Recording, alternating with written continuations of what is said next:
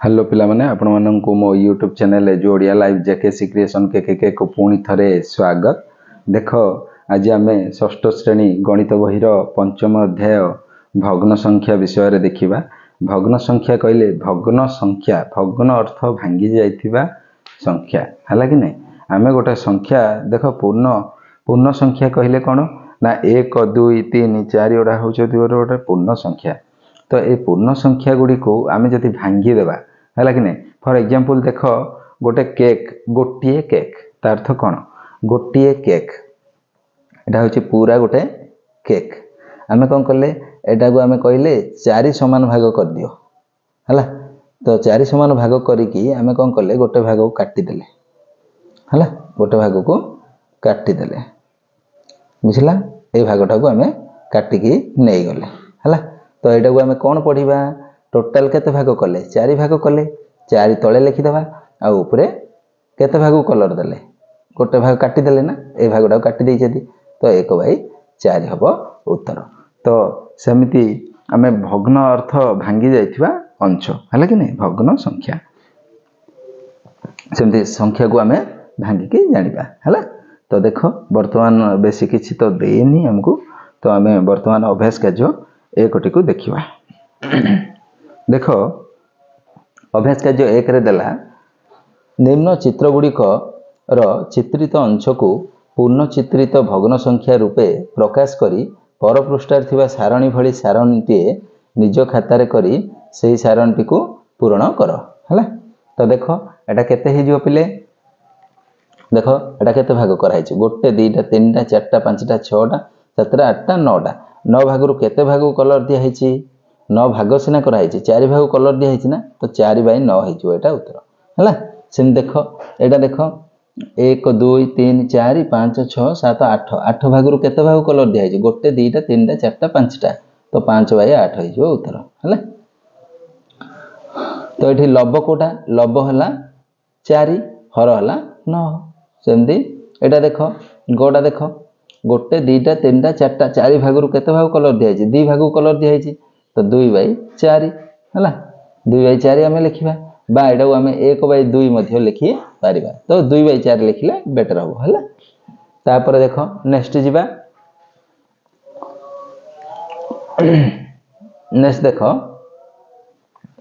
एटा देखो 1 2 3 4 5 6 7 8 9 9 भाग रु केते भाग कलर दिया है 1 2 3 भाग तो 3/9 बा आमे 3/9 बा 1/3 1 3 3 की 1/3 लिखले भी हबो हला बुझिला।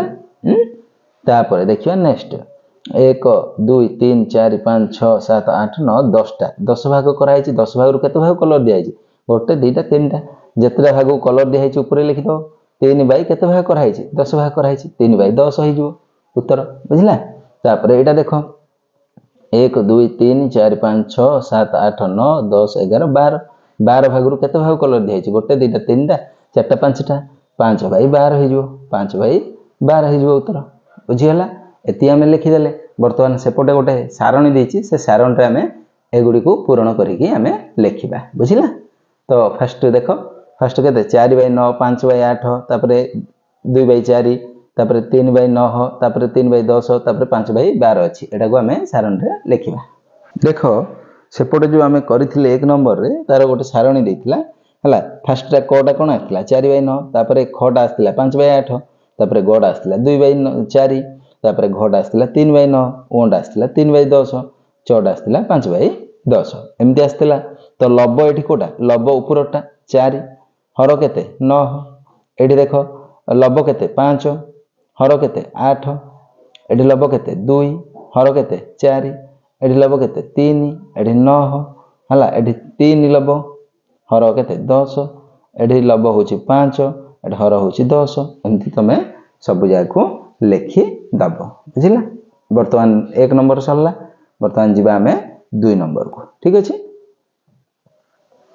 देखो 2 नंबर रे हमकु देइछि कोन देइछि देखो प्रत्येक चित्र भली चित्रटी तुम खाता रे अंकन कर आउ चित्र तले लेखा जाइथिबा भग्न संख्या अनुसार चित्रर अंश को चित्रित कर। तो देइछि देखो केते भाग होइछि गोटे भाग देख तले 6 अछि ना 6 भाग होइछि कि नै 1 2 3 देख 1 2 3 4 5 6 6 भाग होइछि 6 भागरु केते भागु रंग देबा 5 भागु रंग देबा 5 भागु रंग दियो 1 2 3 4 5 भाग 5 भागु रंग दे देले हला 5 बाई 6 हे गला तापर 1 बाई 4 देछि 1 बाई 4 अर्थ कोन 4 भाग होइछि गोटे दीटा तीनटा 4 भाग होइछि गोटे भागु रंग दा कहूछि गोटे भागु रंग दे दियो